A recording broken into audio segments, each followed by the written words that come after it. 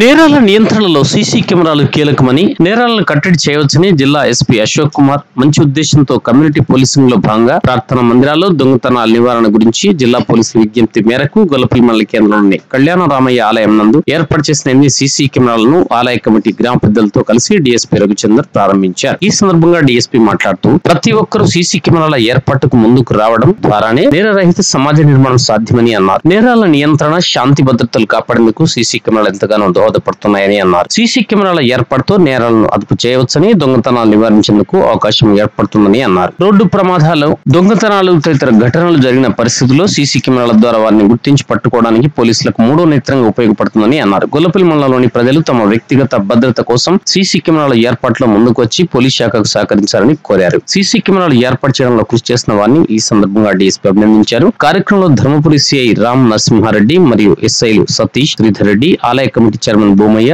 ఆలయ కమిటీ సభ్యులు, హనుమాన్ భక్తులు, పోలీస్ సిబ్బంది పాల్గొన్నారు.